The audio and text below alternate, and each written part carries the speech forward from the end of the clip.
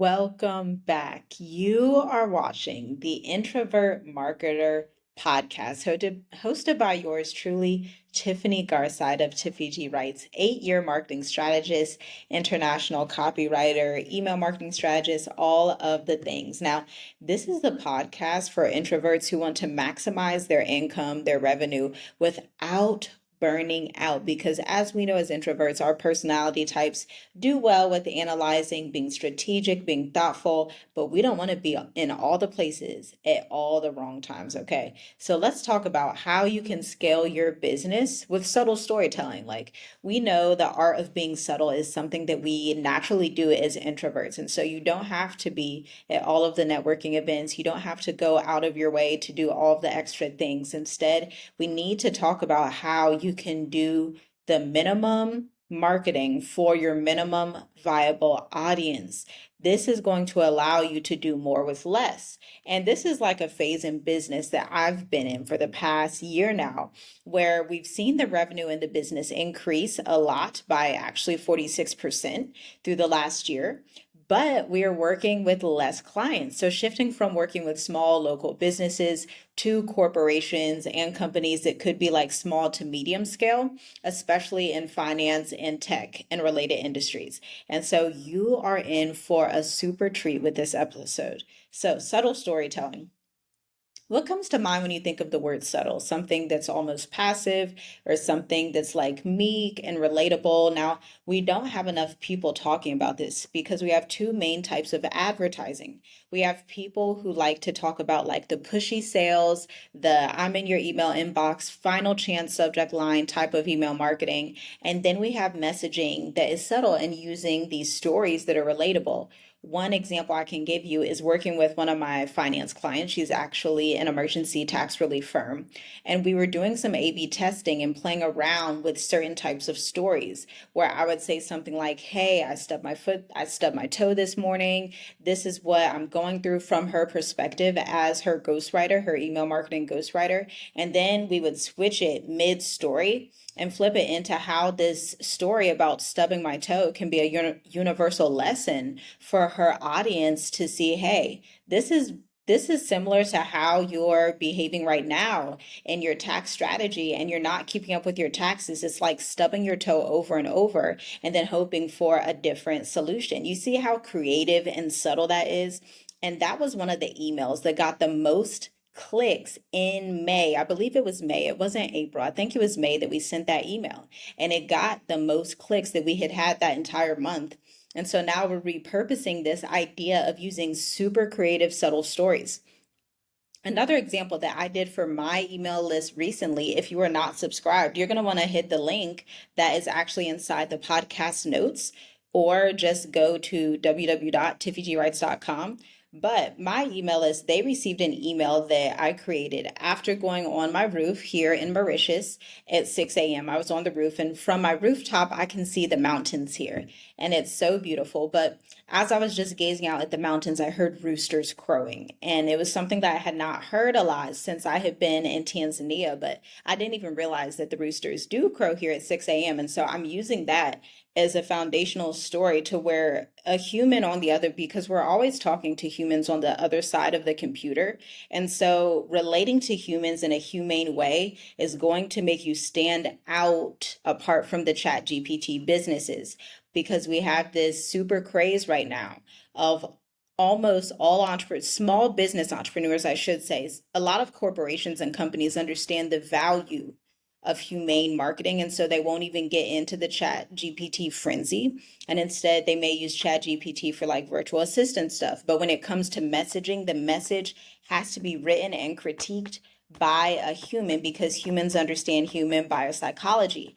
And so if you are one of those people right now and you had been messing around with chat GPT, and then you're like, wow, my sales kind of came to this screeching halt, or why are people not engaging with my emails? It was better last year, because right now we're in 2024. If it was better in 2023 and 2022, when you were writing your emails, or when you had a copywriter, or when you had a business mentor help you with your messaging, and then you decided to use chat GPT and AI to write all your content, you're probably experiencing some slowdown right now, and you're currently searching like, how do I use chat GPT more effectively?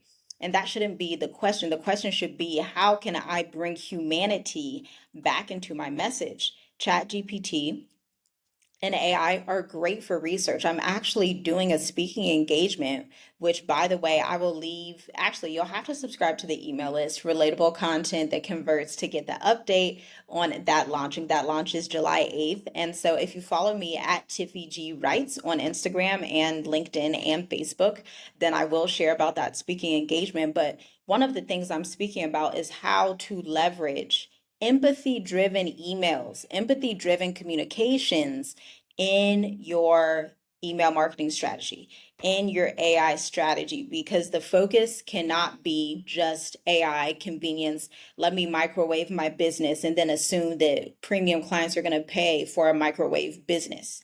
That's not what's going to happen. And high value companies, high value businesses know this. And so they hire writers, they invest in writers. They don't want AI as much because AI cannot express the three emotions that they're experiencing before and after working with your brand, okay? But that's something that you can express as the CEO and founder, so that you should be looking at your own sales engineering and your own buyer's journey, listening to client calls. By the way, Zoom has this excellent feature that allows you to go back to your client calls and see like the transcription, so you can pick out the words your audience uses when they're articulating what their problem is, and then you use that to write your sales copy or hand that off to your copywriter, your business mentor, who is then going to help your message sound like it's being written by a human that is reading another human's thoughts, which makes that person feel like you're empathizing with them.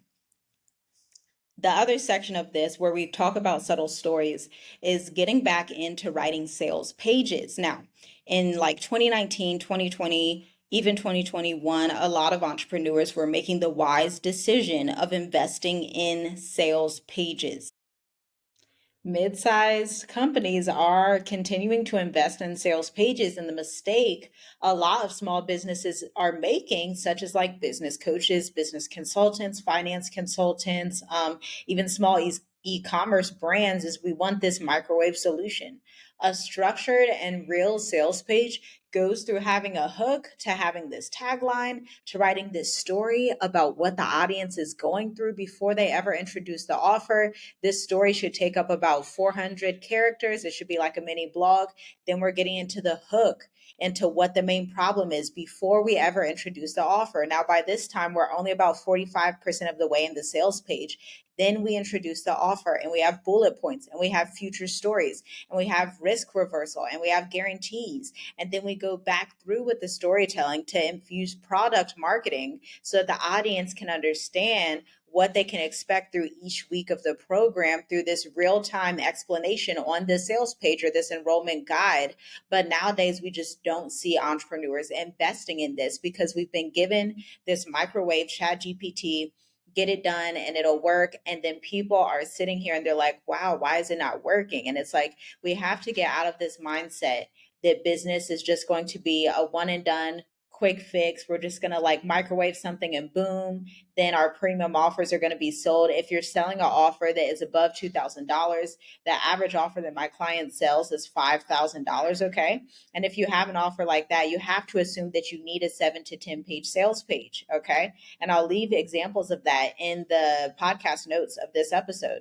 You have to assume you need the sales page. You have to assume you also need an email sales sequence to accompany the sales page, because thanks to what I learned with B2B tech sales and sales engineering, the average buyer, even for tech companies that are well known, the average buyer takes about 6 to 18 months on average to convert. And so if we're applying this principle to our smaller companies and our smaller businesses, we should expect about the same nuanced time for a prospect to convert, instead of thinking, well, I'm going to send out a 5 email sales sequence and then that's it. And then you're wondering why your content isn't converting to clients. So I would implore you, I would encourage you to have fun with this, to actually hire a business mentor, if not an expert copywriter, a marketing strategist, to come in and help you see the gaps that you just can't see as a CEO, because businesses are not thriving off of just one person. When you're in the scaling phase of business, it's time to take a look at things and say, okay, where can I amplify? And FYI, even in economic turmoil, take a look at what companies are doing, even tech companies. When they go to fire people, they're not firing the salespeople. Okay. Even if they let some of the marketing people go, they are not firing the people that generate revenue. Okay. And so your business also has to be investing in generating revenue. And so this is just some food for thought for you. We are going pretty long on this podcast. I like to keep them at about the 7-minute mark. But, we needed to talk about this. I had fun talking about this with you. And if you want to finish the conversation, just check out the links in the podcast notes, because I have a lot of resources for you. And I cannot wait to talk to you on the next episode of the Introvert Marketer Podcast. Talk soon.